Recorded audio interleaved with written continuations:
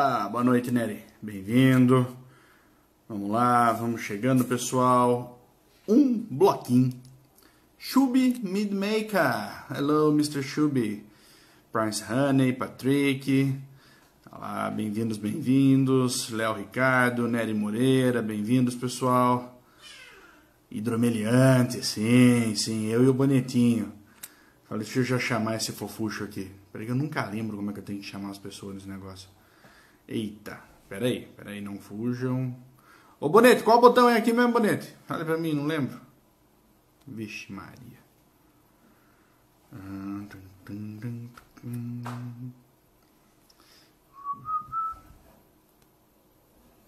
Cara, que loucura. Bonete.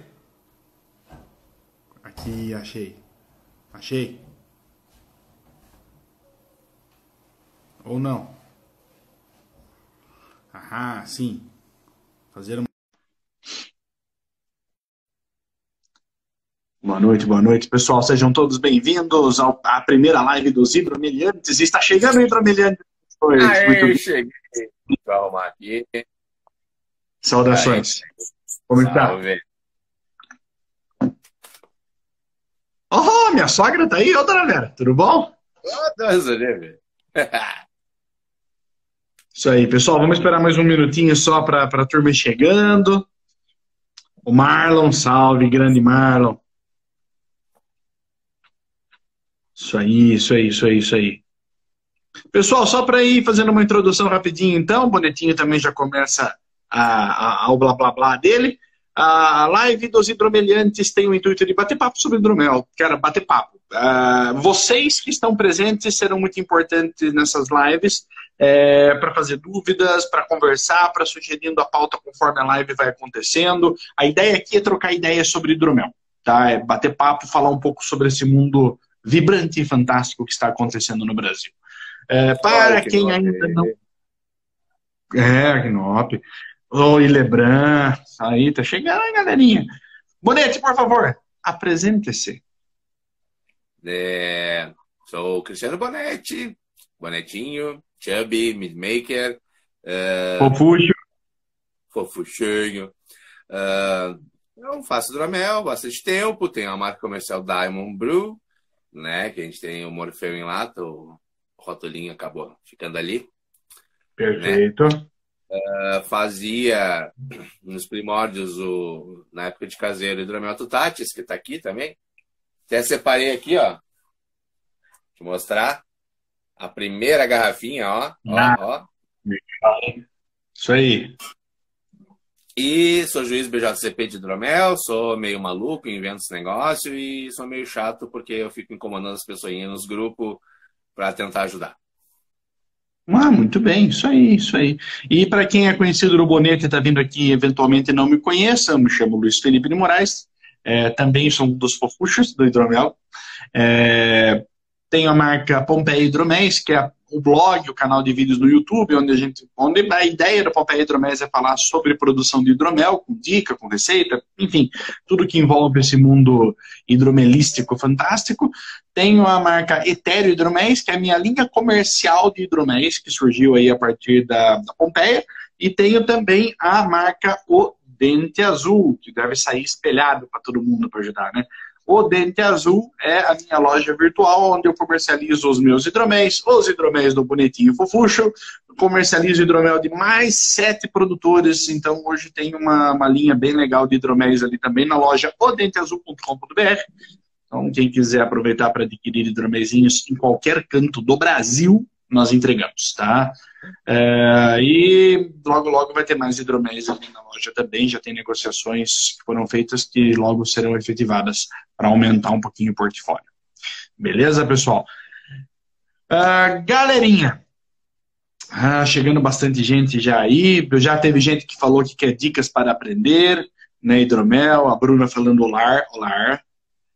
Vai lá, Bonetinho, fale, Bonetinho, puxa algum assunto aí para nós começarmos a conversa. Cara, o que eu tenho visto que voltou bastante nos grupos de hidromel que eu acompanho, os nacionais, né?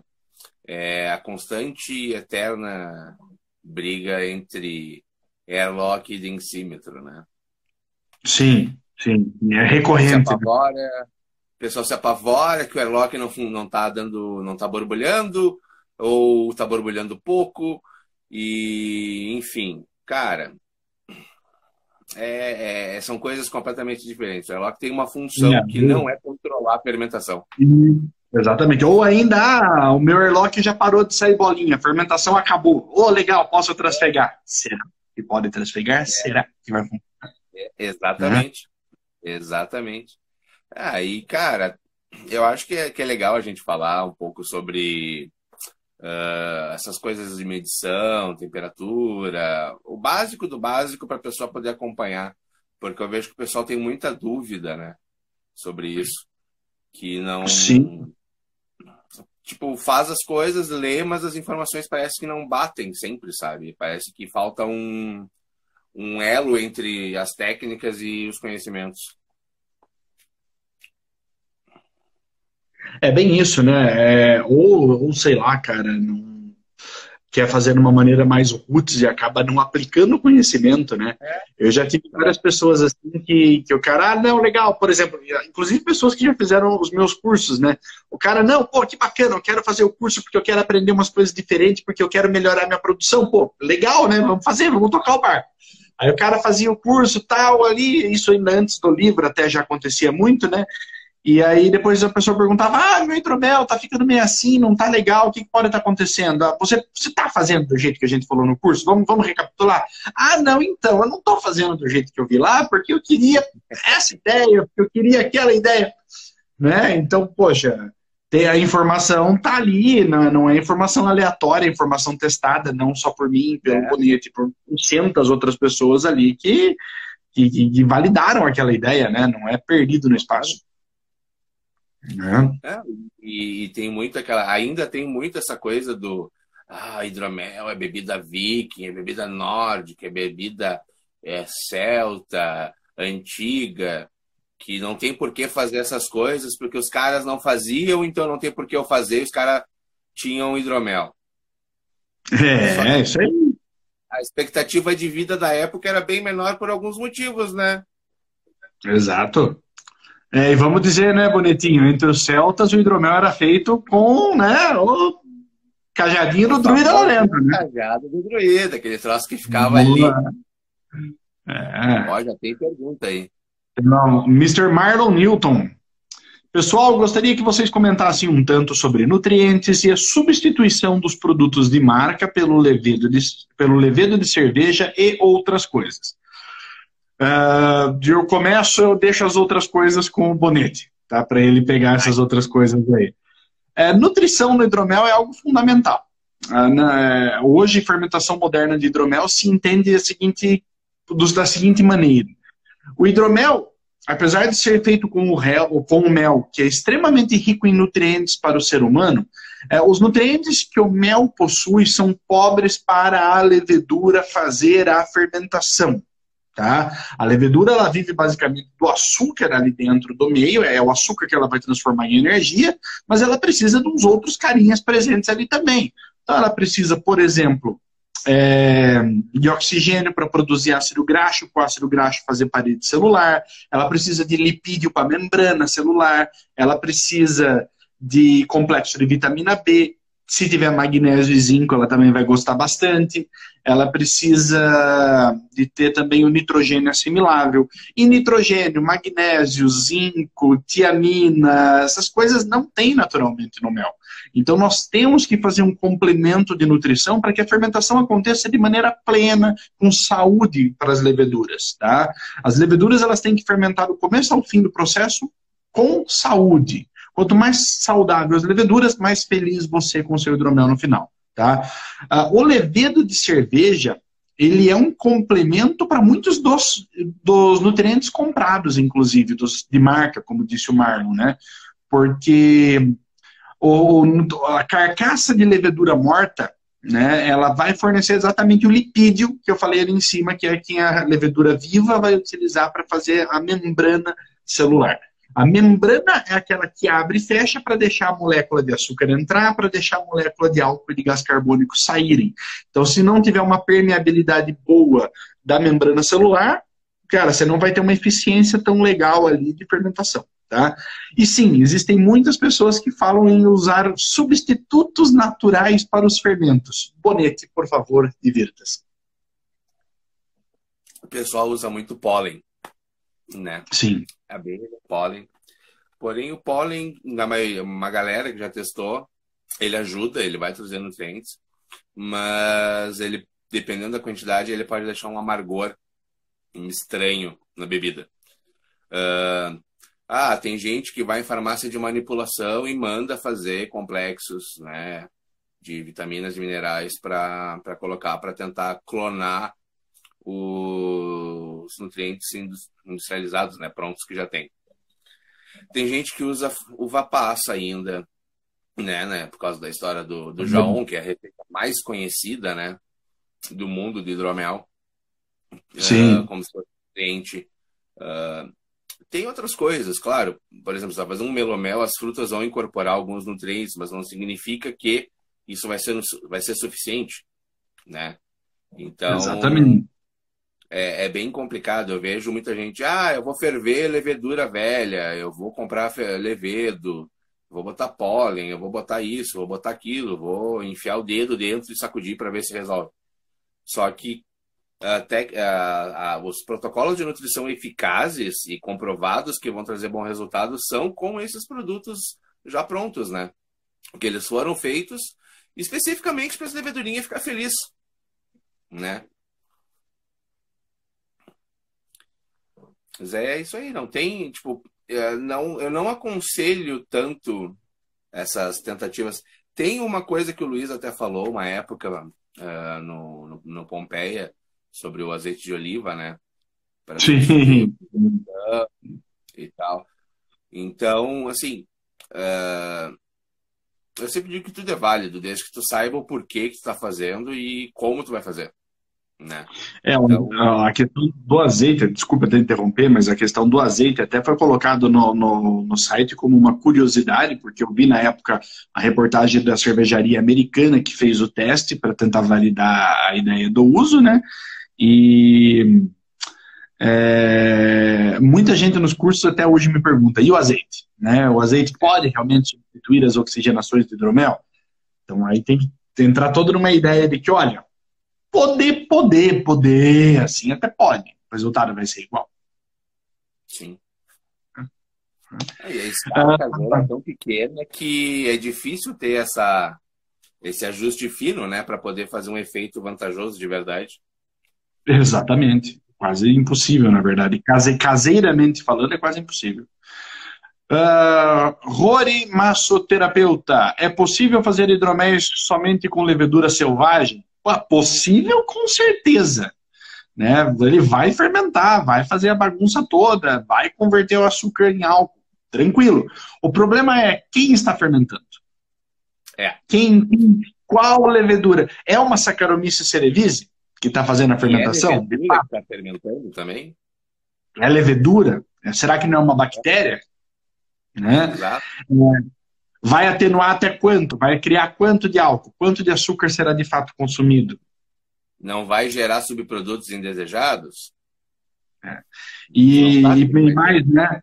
E mais, né? Você pretende repetir isso alguma vez na sua vida? Porque a chance disso acontecer igual é bem difícil.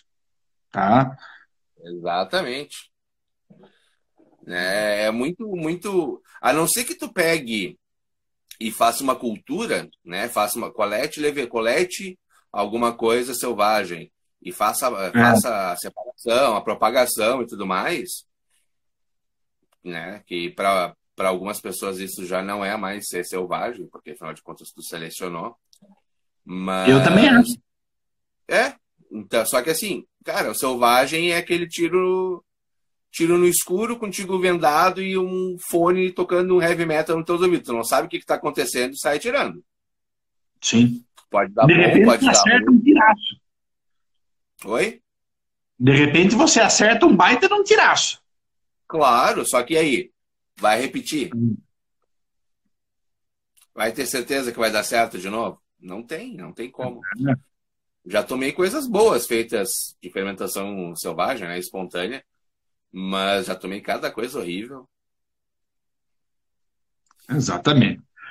Só para falar o Daniel ali, Daniel, vai ser gravado sim, vai ficar online aí, tá? Pode deixar que eu vou manter. Marcelo Andrade, Luiz, boa noite. Primeiro, parabéns pelo livro. Uma dúvida no livro, a sugestão de 20 litros para o hidromel de laranjeira não tem uma densidade específica. Qual valor devemos considerar? Se eu não me engano, essa receita é uma das primeiras que eu apresento no livro, né, Marcelo? As primeiras receitas, a ideia realmente não é dar informação técnica. Vou reexplicar o que eu explico ali no comecinho do livro para ficar mais fácil, até para as pessoas que não conhecem. Deixa eu aproveitar essa oportunidade. Assim que começa o livro, eu introduzo 2 receitas de hidromel, onde a ideia é fazer um hidromel. Cara, por que isso? Porque é muito difícil eu falar sobre técnica de fermentação, de como melhorar um produto, de como avançar na produção de uma bebida, se você nunca viu ela acontecer. Então, logo no começo do livro, eu tive a ideia de colocar essas receitinhas de hidromel, que é para você ter uma primeira experiência. Então, o aspecto técnico dessas receitas não vai ser muito importante, tá? Deixa eu pegar uma cópia do livro aqui, porque pela quantidade de mel e água, posso até te dar um chute de uma densidade, próximo, mas não é o foco. Me dá um segundo.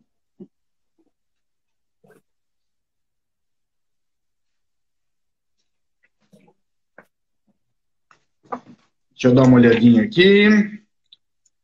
Um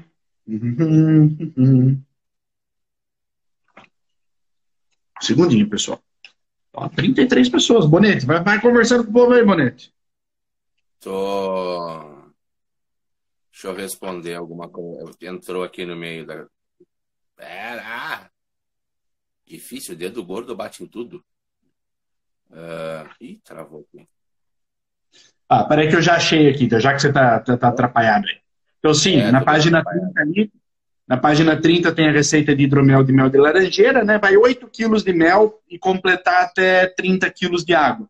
8 quilos de mel para 20 litros, 30 quilos, 8 quilos de mel para 20 litros de água. Agora sim. Isso aqui vai dar mais ou menos uma densidade aí de 1092, 1094, eu acredito, tá? Vai ficar mais ou menos nessa faixa. Mas, que eu falei, isso não é primordial para essa receita do livro, tá? É outra pegada. É importante quem nunca começou... Já vai. É importante para quem nunca fez nada de fermentação que faça essas receitas sugeridas sem se preocupar tanto com técnica, para entender como é que funciona a dinâmica do processo, né? Para entender como é que é a fermentação, ver o barulhinho, né? Ver o barulhinho é ótimo, né? Mas, sim, maravilhoso. É tipo ouvir o cheiro, sabe? Aquela coisa que o pessoal tem feito agora sim. no Instagram. Então, cara, é bom para te saber. Quando eu comecei, cara, hoje em dia daria vergonha, né? Perto do que eu sei, perto do que é o recomendado para a pessoa começar, mas foi importante para eu ver como é que funcionava a coisa.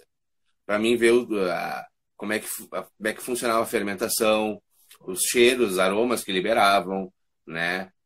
Como é que era a velocidade, né? E, enfim, temperatura, clarificação, enfim, é para te aprender o básico do básico do básico, esse tipo de coisa. Exatamente. Olha, chegando mais uma galera aí, Michael Senna, Romualdo, tá chegando um pessoalzão aí. Muito bem, pessoal, só para quem chegou agora ali, fiquem à vontade para postar perguntas, tá? A ideia dessa live aqui dos hidromeliantes é fazer um bate-papo com vocês de hidromel. Senão o Bonete vai ficar fazendo propaganda dos hidroméis dele, eu vou fazer propaganda dos meus hidroméis e a gente vai ficar aqui fazendo jabá a noite inteira, não tem importância. Tá?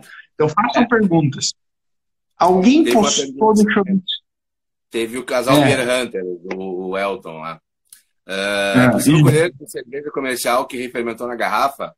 Sim, se tu tá falando das leveduras, se tu tiver certeza que tem uma cultura ali dentro, tu pode coletar, o ideal é tu fazer uma lavagem dessa lama e aí fazer uma propagação.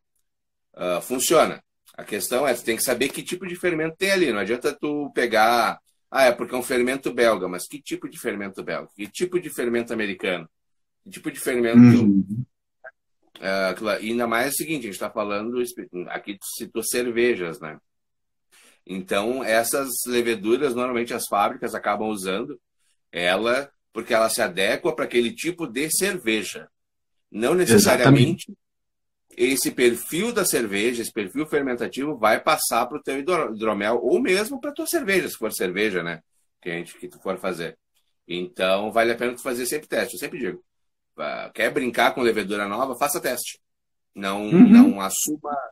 não assuma informações que tu viu por aí, porque podem não ser verdade na tua realidade. E até para complementar, você quer comparar, inclusive, esse fermento que você vai colher com um fermento que já se usa para hidromel? Cara, faz um mosto só de hidromel, divide em um monte de lotezinho de 1 litro, entendeu? E inocula um fermento diferente em cada um, acompanha a dinâmica de fermentação deles, anota lá, olha, fermento X levou tanto tempo, Y não levou tanto, na parte aromática, cada um ficou assim, na parte gustativa, cada um ficou assim, em tempo de maturação, cada fermento levou X tempo. Cara, experiência é vida na produção de bebidas. Quanto mais você brincar de fazer teste, de explorar possibilidades, mais você vai conseguir usar a sua criatividade para elaborar os seus produtos. Tá? Então brinque de fazer muitos testes, cara. Vai ter umas desgraças que vão ficar uns demônios engarrafados. É normal, tá? Não pode ter medo de errar na brincadeira. Mas você vai aprender o que deu errado e vai evitar isso no futuro. Então, fazer testes é fantástico. Logo quando eu comecei lá, 2011, 12, eu comecei a fazer uns hidroméis mais assim, seriadinhos, né? Eu comecei com a brincadeira de querer usar baunilha. Primeira vez que eu fui usar baunilha, cara, não tinha literatura, não tinha nada, era um perdido completo. E eu falei, pô, legal, né? Tinha 5 litros de hidromel de amora, comprei uma fava de baunilha, nunca tinha visto uma baunilha em fava na minha vida, né? Que era um espetáculo. Comprei uma fava de baunilha no mercado municipal, cortei a fava no meio e em 5 litros de hidromel enfiei uma fava inteira, né? Vocês imaginam que depois de 15 dias aquele hidromel, na verdade, virou um extrato, né? Profundamente um extrato de baunilha. Não dava para tomar nada. Você abria a tampa do negócio, cheirava a casa. Assim. O bonetinho deu ruim. Tá, vamos lá. Vamos passando aqui enquanto o bonete retorna. Pô, legal, Thiago. Bacana. Tanto o livro quanto o curso. Bacana. Deixa eu ver. Michael Senna, pessoal. Minha pergunta para vocês é sobre o uso de sulfitos na produção de hidromel. Vocês usam sempre ou só comercialmente ou nenhum dos dois?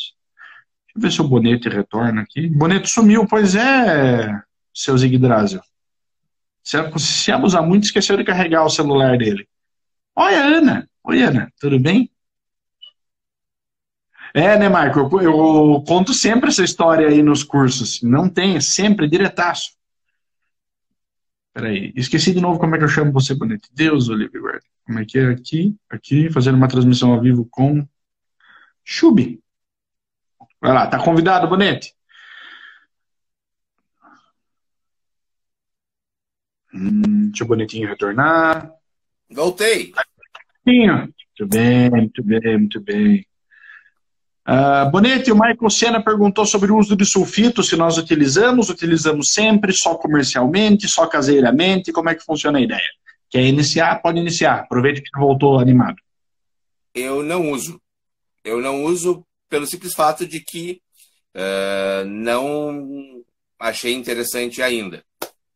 Porque nos caseiros a ideia era testar outras coisas, não conservação, né? Então, não cheguei a estudar esse ponto. Até um tempo atrás andei falando com o Luiz sobre isso, mas mesmo no comercial eu acabei optando por não usar. Por serem hidroméis leves, com frutas e para serem consumidos jovens, também não vi vantagem em colocar.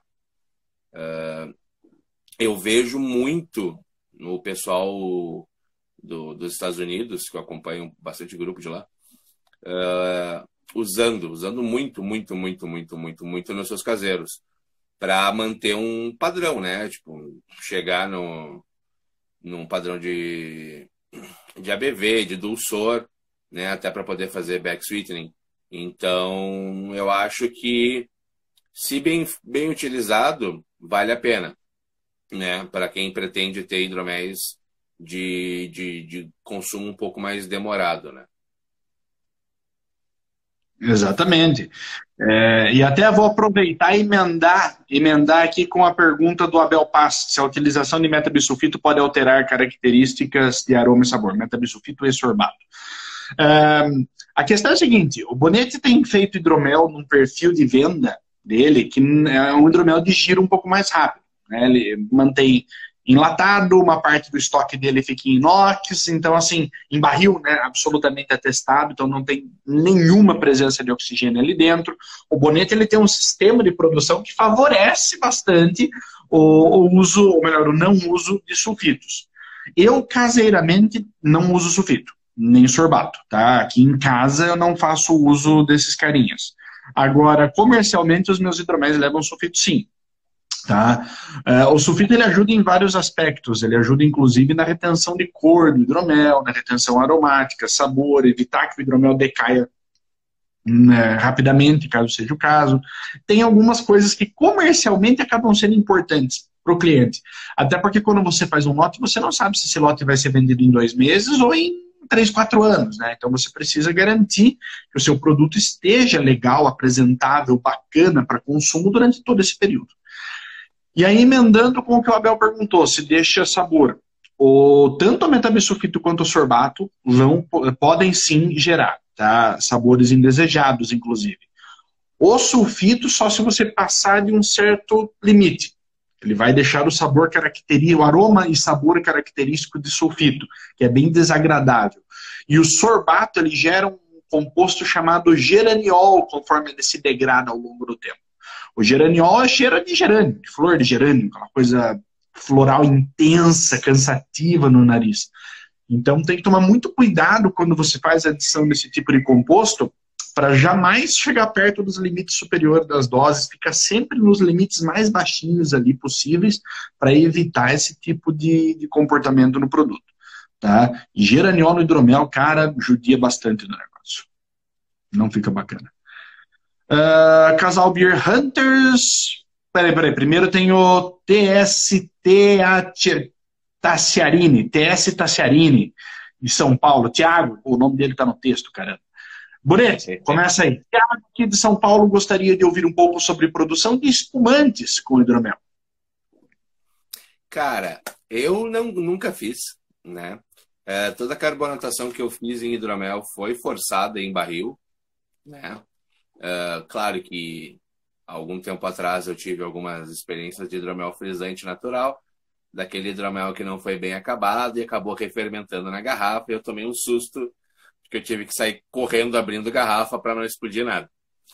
Mas tu pode fazer pelo método de champenoise, que é o mais clássico, né? Que o pessoal da Valkyria utiliza, se não me engano, né? No espumante deles. E, cara, é um mundo completamente diferente. Hidromel carbonatado, diferente do nível, se for um tradicional, se for com fruta, enfim, é um mundo completamente diferente. Se tu pegar o mesmo hidromel sem carbonatação e com diferentes níveis de carbonatação, vão ser bebidas diferentes, né? Então, tu pode fazer por champenoise, pode fazer por charmat, né? Eu vejo isso como, se for falar em mercado, ele vai atingir muito mais o pessoal do mundo dos vinhos do que outros mercados, né?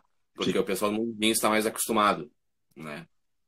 Apesar que hoje em dia tu tem cervejas, né, que nem algumas belgas, e o pessoal está fazendo muita coisa nacional bem carbonatada também, mas ainda assim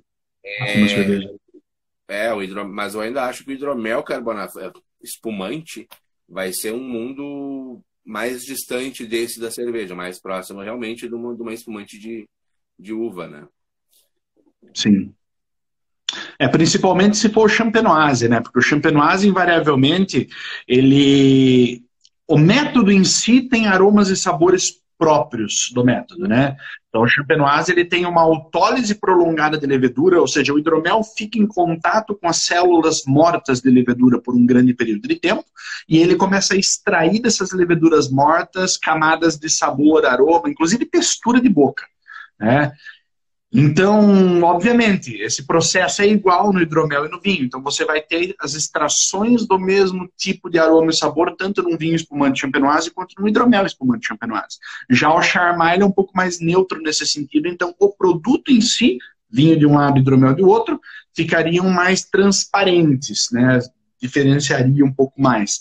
Agora, o método champenoise ele é fantástico, ele empresta características que são muito ricas, são muito complexas, são muito bem trabalhadas.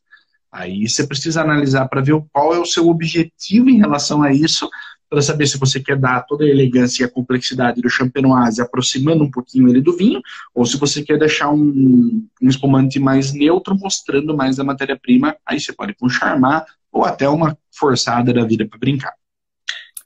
E é legal também ter em mente que o espumante não significa gás. Ele significa outras coisas. Ele significa perfil sensorial completo. A gente falou aroma, sabor, corpo, boca, enfim. Né? Se tu quer só gás, cara, aí é outro mundo. Aí é mais próximo dos frisantes, né? Que é uma coisa mais sutil, mais próximo de uma cerveja, que a carbonatação é mais baixa. E também tem uma coisa bem importante, além das técnicas, são os equipamentos, né? As garrafas. É importante, se tu for fazer ou envasar hidromel com carbonatação de espumante, que tu tenha garrafas apropriadas, porque elas são feitas para aguentar essa pressão que é bem maior do que a média de carbonatação de uma cerveja, por exemplo. Isso é bem importante. Mesmo. Né? Só para quem é cervejeiro fazer uma comparação, né, Bonete? No priming de cerveja usa o quê? 7 gramas por litro, né? De açúcar? As Weiss, que são as mais carbonatadas, normalmente, geralmente usam. A média é de entre 4,5 e 6 gramas, máximo. Pois é. Então, para fazer um vinho espumante champenoise, um hidromel espumante champenoise, são 24 gramas de açúcar por litro. Então são mais de 3 vezes, quase 4 vezes mais açúcar que você coloca na garrafa, proporcionalmente. Então assim, você chega fácil ali a 9, 10 atmosferas de pressão antes de fazer a degorja. Então é muita pressão, você vai fazer uma bomba de verdade. Então tem que ter garrafa própria, tem que ter equipamento próprio, senão você corre risco aí de se machucar, tá? Bonetinho. Diga. Nem fale. Price Honey Bebidas pergunta: para quem usa chips de carvalho na maturação, qual a quantidade recomendada e por quanto tempo? Faço um extrato alcoólico prévio, mas fico em dúvida com as quantidades. Price Honey. Carvalho entra num universo inteiro à parte, para variar. Né? O hidromel tem muitos universos paralelos dentro dele. Chip, você está falando exatamente de chip das lasquinhas é uma coisa, se for carvalho americano é um, se for carvalho francês é outro, dependendo do nível de tosta é outra. Saindo do chip você pode ir para cubo, pode ir para dominó, pode ir para ripa, pode ir para espiral, pode ir para escadinha, pode ir para caibro, pode ir para tábua larga, para tábua ranhurada. Cada um desses caras vai ter uma maneira diferente de trabalhar. Porque a superfície de madeira, a quantidade de veios de envelhecimento da madeira é diferente e a extração também é. Em geral, quanto mais veios de crescimento você tem nos pedaços de carvalho que você está usando, mais complexidade, mais riqueza de aromas e sabores você vai emprestar para a bebida. Tá? Então, já começa aí. Carvalho americano tem uma característica, francês tem outra, aí tem os níveis de tosta. Né? Mas aí não vamos nem entrar nisso, senão a gente não sai daqui hoje. Focando no que você perguntou ali, questão de tempo. Aí o tempo, não entendi, você fala do tempo para o extrato ou do tempo para o uso direto no mosto. Mas de qualquer maneira, a sugestão é faça testes. Com o carvalho que você usa, faça testes. Se você vai utilizar o carvalho em forma de extrato, tira umas amostras do teu hidromel, senta um dia com calma numa mesa, tranquilo, pega amostras padronizadas de 100 ml de hidromel e na primeira amostra você coloca 0,1 ml, pega uma pipeta, 0,1 ml, na segunda amostra 0,2, na terceira 0,3, na quarta 0,4, faz ali de 0,1 até 1 ml por 100 ml de hidromel, né? Faz uma amostra sem nada para ser a padronizadora da história ali, e prova todas. Seleciona as duas que você mais gostou e vai afunilando as quantidades até chegar naquele item, naquela quantia que você achou fantástica, né, que realmente te comprou, e replica isso no seu lote. Se for no extrato, é uma possibilidade de se fazer. Se for para fazer o extrato, eu aconselho deixar o carvalho pelo menos 30 dias em contato com o álcool. E uma dica que eu dou até em relação a isso é o seguinte: não use álcool com graduação muito forte para fazer o extrato. Dilua o álcool. Use o álcool mais ou menos com 50% de graduação, tá? Porque álcool forte demais, você extrai algumas características mais agressivas da madeira. Se você usar o álcool mais fraquinho, você extrai características mais elegantes, mais suaves. Complemente, Bonete, por favor, tem a parte do uso da madeira direto no hidromel também, e o que mais você quiser complementar. E também é o seguinte, o chip é o contato mais rápido e com menos, né, profundidade, menos gama de sensações que ele vai trazer. Então, assim, se fizer um extrato alcoólico, ele é bem possível que ele tenha uma nota só. E dependendo da concentração que tu fizer, ele vai trazer só madeira, ele não vai trazer nenhum outro composto que possa vir do chip de carvalho. Tem uma pergunta ali agora que passou: não pode usar vodka? Pode usar vodka, pode usar uísque, pode usar álcool de cereais, né? Pode usar, enfim, o álcool que tu quiser para fazer o extrato alcoólico, desde que de preferência não passe de 50%, e eu particularmente prefiro acima de 30%. Porque não fica aguado e pega bem os aromas e sabores. O tempo também, 30, para mim, é 30 dias, no mínimo, né? Até porque, dependendo, se for chip, 30 dias é o ponto dele ter extraído tudo. Se for outras formas de apresentação da madeira, já vai ter tido tempo de extrair camadas diferentes. Então, vale a pena. E que nem o Luiz falou, é teste. Não, porque assim, os chips que tu pegou agora podem não ser exatamente iguais aos chips que tu pegou depois, porque a tosta, de repente, não foi exatamente a mesma. Então, tipo, ele fala ali, tosta média, mas é um média alta, quase forte. Na próxima vai ser uma tosta média baixa, que vai dar outro perfil diferente. E também tem que ver o que tu quer na bebida. E às vezes, dependendo do que tu quer na bebida, o extrato não compensa. Vale a pena tu pegar uma apresentação maior, né? O dado, o dominó, o espiral, o topo, que nem o outro lá usa. Também. E aí chega no auge do negócio, que é usar de fato barril, né? O auge do negócio todo é barril, que aí vai trazer a complexidade mais interessante de todas. Pessoal, tem bastante pergunta aqui agora, não vai dar tempo de responder de todo mundo, tá? Então tem uma lista aqui grandona. Malcom PF, qual a melhor maneira de tirar o cheiro de fermento, levando em consideração que as trasfegas foram feitas corretamente? Malcom, se as trasfegas já foram feitas e o cheiro de fermento persiste, então não é necessariamente cheiro de fermento. É algum off-flavor que foi criado durante a fermentação. Houve alguma deficiência na fermentação, que não dá para dizer o que é sem conhecer exatamente o seu caso, tá? Mas pode ser falta de um nutriente, pode ser algum estresse por temperatura, pode ser um estresse por população de levedura, pode ser várias coisinhas ali que gerou algum aroma característico e isso impregnou no teu hidromel. Isso não vai mais embora, tá? Então vai ser difícil de remover. Quando chega nesse estágio pós-trasfegas, tudo feito, fica um pouco mais difícil. O que você pode eventualmente fazer é esquecer esse hidromel por um tempo. O hidromel às vezes surpreende a gente depois de um tempo, tá? Esquece ele lá, guarda num canto, cara, e volta daqui um ano para conversar com ele, tá? E se daqui um ano, eventualmente, os aromas ainda estiverem ali, faz um outro hidromel e blenda, mistura os dois, tá? Na pior das hipóteses, você atenua isso que tá ruim, trazendo um outro hidromel fermentado direitinho, bonitinho, tá? Bonito? E é importante também, assim, o que são essas tráfegas foram feitas corretamente? É, Será que foi também. porque tu tá falando em que tu fez de um determinado tempo em determinado tempo? Tu deixou realmente decantar?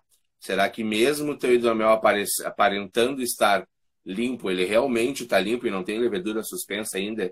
E tu tem uma certa É. sensibilidade para esse aroma de levedura? É muito mais complexo do que só a gente tentar dar um chute aqui para dizer que foi isso ou aquilo. Pode ser muita coisa diferente, né? O Rory, massoterapeuta, colocou aqui embaixo que acredito que fica bem diferente do espumante de vinho. Acho que ele deve estar falando ainda sobre a questão do champenoise e hidromel. Cara, eu vou te falar que eu já confundi pessoas com hidromel espumante e o cara batia o pé no chão falando que era vinho e não era, era hidromel espumante. Cara, Tá? o Morfeu já enganou a gente. O É. Morfeu já enganou e não, ele não é espumante, ele é frisante, é de maracujá, então, tipo, né? O perfil pode enganar sim. Cervejaria Bradas, Robson de Catalão, Goiás. Quero mandar um hidromel que fiz. Como faço? Acho que vou passar vergonha, mas é a primeira vez e quero continuar. Então, nada melhor que crítica de alguém que entende. Robson, pô, é muito legal você procurar a opinião de outra pessoa para melhorar o seu produto. Isso é fantástico, cara. É uma das maneiras mais legais. Porque nós, quando vamos julgar a nossa bebida, né, nós temos aquela paixãozinha, aquele carinho pro negócio, que você não quer apontar os defeitos do seu hidromel, né? Você quer puxar o saco do teu hidromel, não botar defeito nele. A melhor, acho que, dica que eu posso te dar é espera um pouquinho essa situação da pandemia aí dar uma acalmada e mande o teu hidromel para concurso, cara. Concurso é o mais legal, porque vão ter vários juízes capacitados para avaliação da bebida, né, que vão avaliar dentro de um contexto específico, com normas, bonitinho, e você vai receber, no mínimo 2, tá, súmulas completinhas, destrinchando todo o teu hidromel, parte visual, olfativa, sensação de boca, o conjunto da obra. Os juízes, eles vão explicar certinho, olha, aqui você acertou, legal. Aqui você errou, provavelmente foi isso. Que tal se você fizesse assim? Então, cara, é uma consultoriona, tá? Consultoriona é bonito, né? É uma baita consultoria você mandar hidromel para concurso assim. Então, segura um pouquinho e manda. O Bonete é juiz certificado pelo BJCP, eu sou juiz certificado pelo BJCP. Nós, enquanto associação, nós somos da ASH, Associação Sul Brasileira de Produtores de Hidromel. Nós promovemos anualmente um concurso chamado Copa Cailix. Copa Cailix. E a Copa Cailix esse ano, provavelmente ela não vai acontecer por questão da pandemia, mas nós recebemos, cara, muitas amostras de hidromel. É muito legal. Então, vale muito a pena. É muito bacana. Legal do concurso também, assim, né, aproveitando, ver a criatividade da galera na hora de construir as bebidas, né? Porque, claro, a galera quer uma avaliação, quer saber o que melhorar, mas tem gente que quer mostrar justamente essas loucuras, essas insanidades que eles fazem, e, cara, parece umas coisas bem bacanas, bem divertidas. Com certeza, cara, surpreende muito. Claro, o feedback é a melhor parte. Né, eu tenho medalha, né? O Luiz tem medalha em concurso. Cara, a medalha é legal, é ótimo, o ego vai lá em cima. Mas nada ganha do feedback. Nada. Cara, eu mandei. O Luiz sabe dessa história. Eu mandei para um concurso pela primeira vez 2 amostras, escrevi uma na categoria errada. E mesmo assim, mesmo estando na categoria errada, que foi um Viking Blood, né? E mesmo estando na categoria errada, ele foi avaliado com carinho. Foi me dado dicas valiosas. Tanto é que, no próximo concurso que eu inscrevi esse hidromel, usando as dicas que eu recebi ali, e mais o que eu havia estudado, eu acabei ganhando medalha com esse hidromel. Ou seja, houve uma melhora significativa por conta desse feedback. E isso que é importante. Tem gente que recebe o feedback, os caras me deram nota baixa, os caras não me deram medalha, que eles não sabem nada. Cara, tu tem que saber ser crítico com o que tu produz e saber receber a opinião dos outros, né? E principal, usar aquilo ali como material para te evoluir. O cara não tá ali para te sacanear. Cara, a gente tá ali de livre e espontânea vontade. A gente não ganha nada normalmente nos concursos. Máximo um ranguinho para poder não morrer de fome, né? E é verdade mesmo. O trabalho dos juízes, em geral, é total voluntário, galera. Claro, a gente está doando o nosso tempo porque a gente ama fazer isso. Então a gente não tem por que sacanear ninguém quando a gente está fazendo uma avaliação. Muito pelo contrário, a gente está ali porque a gente quer ajudar mais gente a fazer hidromel foda, porque a gente quer beber hidromel foda por aí. Exatamente. Não tem muito segredo da história, não. A Gabi está fazendo perguntas aleatórias aqui, perguntando quantos dedos a gente já perdeu. Deixa ela no vácuo. Né? Mas a Gabi é um caso à parte, então nós vamos ignorar o avacalhamento. Ela e a Lica pode deixar no vácuo. Né? Michael Senna, se vocês pudessem ranquear os seus méis já usados como sendo os melhores hidroméis tradicionais que tivessem feito, como colocariam? Olha, eu particularmente ranquear mel é difícil ranquear, Michael, para mim, pelo menos. Depois o Bonetti faz a opinião dele. Mas para mim, cara, cada mel tem a sua receita, cada receita tem o seu mel. Eu acho que eu não ranquearia. Se fosse para ranquear, tipo, o mel que é o mais versátil, aí é uma coisa. O mel que é mais limitado é outra coisa.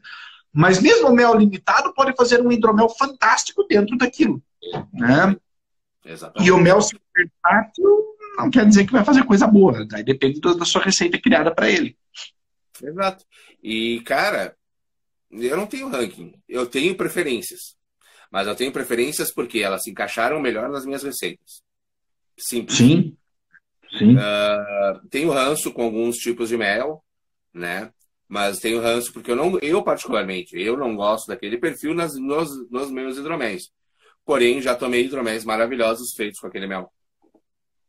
Uhum. Então, é meio complicado ranquear, assim, mel, né, para fazer tradicional e o que dá melhor resultado. Depende da tua proposta, depende de como tu vai conduzir a fermentação, né? Exatamente. Até que o Bonetti vai lembrar, quando a gente começou a fazer mais hidromel, que começamos a, enfim, trocar figurinha entre as pessoas que produziam hidromel no Brasil, isso eu estou falando no final de 2012, 2013, 2014, tá?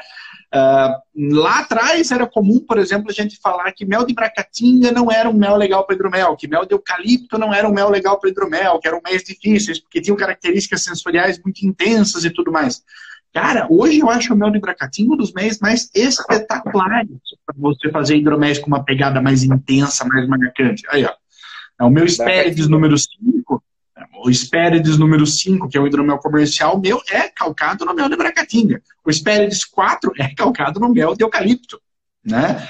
Por quê? Porque dentro de um determinado perfil eles são fantásticos. Né? Claro. Então dá para fazer, dá para brincar horrores ali dentro dessa questão de méis. Não existe bom ou ruim, existe bem utilizado ou não. Exatamente.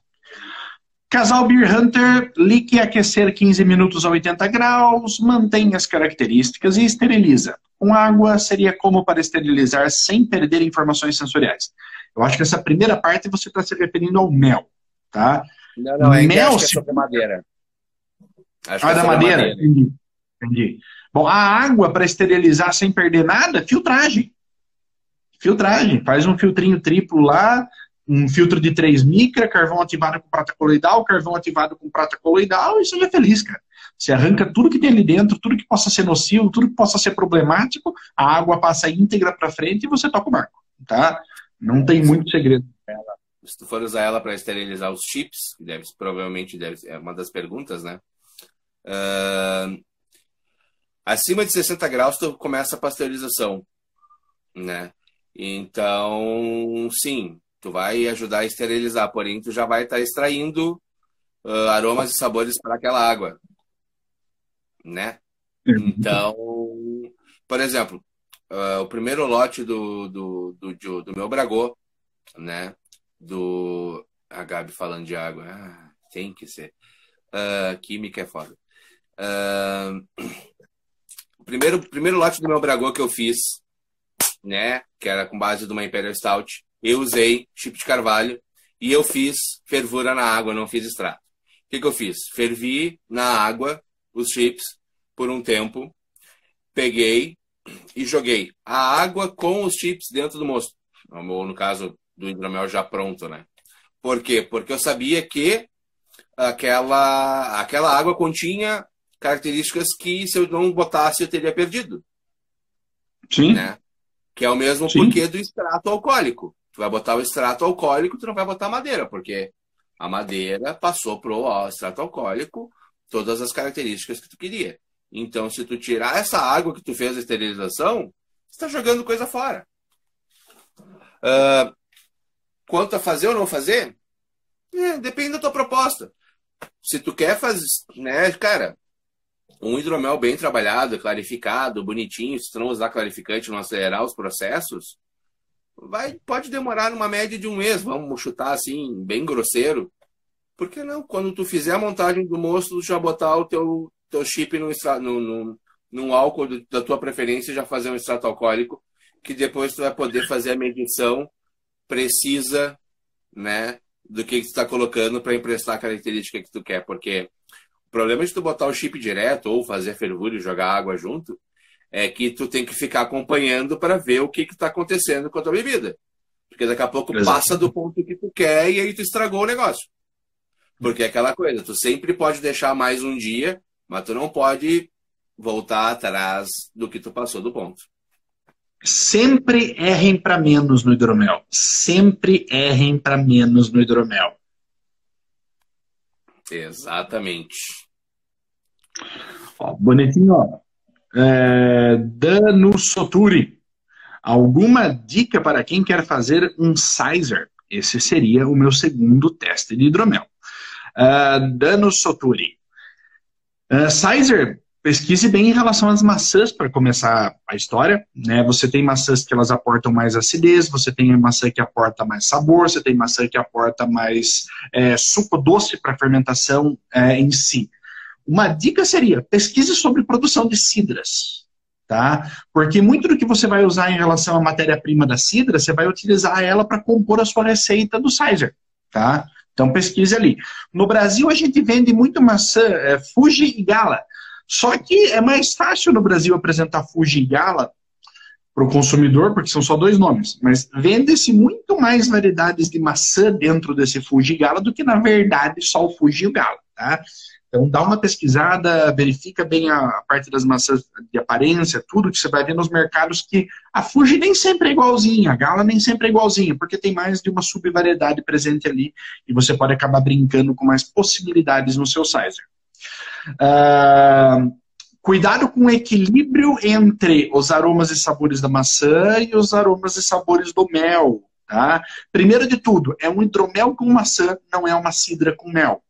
Então tenha sempre em mente de que o hidromel da história tem que se mostrar mais do que a maçã da história. A maçã ela tem que complementar e enriquecer o hidromel presente nessa brincadeira. Você pode, inclusive, fermentar um hidromel, fermentar uma cidra e blendar os dois depois de pronto. É outra super válida possibilidade também, tá? Aí depende muito do que você quer brincar. Bonete, complemente, por gentileza. Como tem uma... Até eu vou ver se eu tinha uma imagem que falava de vários tipos de maçã, da mais ácida para mais doce. Eu não lembro direito como é que era, mas isso, de acordo com o mercado americano, eu acho que é importante também lembrar de fazer um blend de maçãs para trazer complexidade. Por quê? Sem dúvida. Senão vai parecer que tu está tomando suco de maçã com mel, com cachaça. Né, com álcool. Né? Então, assim, maçãs são coisas muito delicadas, é que nem pera, que nem lixia, são aromas e sabores bem, bem sutis, assim. E aí o interessante é tu pegar um pouco de uma que vai trazer mais acidez, um pouco da outra que vai trazer extrato doce para fermentação, a outra que vai trazer corpo, outra vai trazer sabor, outra vai trazer aroma, enfim. São várias opções. E teve uma pergunta ali no meio, se faz suco, né, ou pedaços. Suco. A maçã tu não vai conseguir extrair direitinho tudo que tu precisa, porque ela é muito fibrosa. Né? E, além disso, nós temos aquela bendita substânciazinha que vai turvar todo o seu hidromel se você colocar muita maçã em pedaço ali dentro, tá? Me fugiu o nome dela falando isso, bonito. É isso, pectina. A maldita Maçã, da pectina. a maçã é riquíssima em pectina, pessoal. Se você deixar muito pedaço de maçã ali dentro, ela vai passar essa pectina para o seu hidromel, isso vai ficar em suspensão. Quando você tentar clarificar, vai ficar mais sarceira ainda. Você só vai conseguir limpar se você usar pectinase. Aí entra uma doideira muito, muito sem noção. Né? O Abel Paz perguntou sobre ferver o mosto. Ferver ou não ferver, ou fazer os dois pela festa, pela aventura? Bonete. Para mim, não ferve.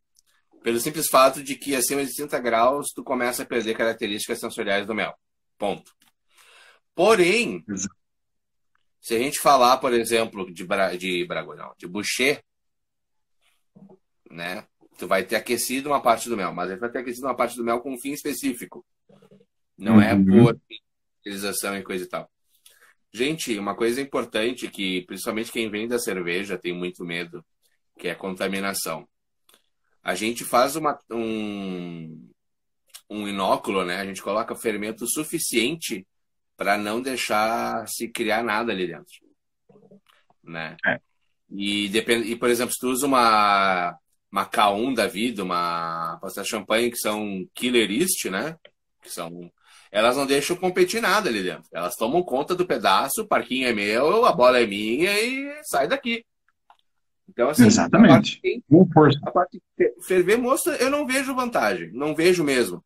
Cara, se tu fizer um protocolo de limpeza e sanitização, que são coisas diferentes, né? Muita gente confunde, mas limpeza é uma coisa, sanitização é outra.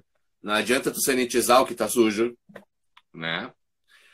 Se tu tiver um protocolo de limpeza e sanitização no preparo do mosto e no teu trato, sempre que tu for mexer no hidromel, cara, nem que tu pegue um pulverizador, um borrifador, jogue o sanitizante para cima, entre embaixo e tome um banho.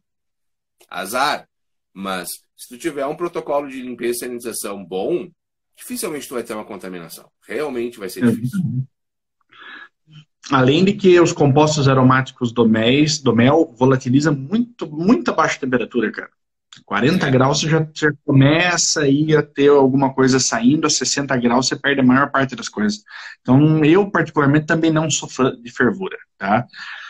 Pessoal, temos apenas mais 2 minutinhos, não vamos mais ter tempo de responder perguntas. O Ran chegou agora, e agora com o Ran chegando estão os 3 fofuchos aqui. Né? Chegou tarde, mas chegou pelo menos, está valendo o Mr. Han. O Inácio colocou ali aos 48 do segundo tempo, o mel é por natureza antibacteriano. Ele não é antibacteriano, ele é bacteriostático. O mel, na forma natural, ele tem uma densidade tão absurdamente alta, né? Umidade muito baixa, açúcar lá em cima, o açúcar mesmo, uma quantidade tão absurda, que ele não permite o desenvolvimento de micro-organismos. Mas se você diluir, o micro-organismo que está dormente ali pode entrar em atividade. Então ele é bacteriostático. É normal, tipo, as pessoas em casa terem um potinho de mel e aí usam colher, deixam pegar a umidade e o mel fermenta sozinho. Né? Exatamente. Qualquer alteração nessa equação do mel ali pode ser um meio propício para qualquer coisa que esteja ali dentro, porque o mel tem levedura, tem bactéria, né? É que nem o Michael acabou de colocar aí, muitos esporos. Né, o Michael acabou de pôr muitos esporos no mel. Pessoal, menos de 1 minuto. Valeu pela presença de todos, tivemos um público muito legal nessa live de hoje, o tempo inteiro acima de 30 pessoas, fantástico poder ter pessoas interessadas em trocar ideias sobre hidromel. Bonete, hidromeliante, muito obrigado pela vossa presença, senhor. Agradeço o convite sempre, que é bom falar contigo, porque a gente sempre tem, mesmo que seja aqui, a gente respondendo a pergunta da galera, a gente sempre troca informação, né? Isso que é divertido. Sim. Nunca... Sempre que a gente fala de hidromel, é sempre uma coisa nova, né? Que a gente traz. E, pessoal, quinta que vem tem mais, tá? Então, os hidromeliantes vieram para se tornar algo com uma certa frequência. Então, quinta-feira que vem, teremos mais um bate-papo com vocês. 3 segundos para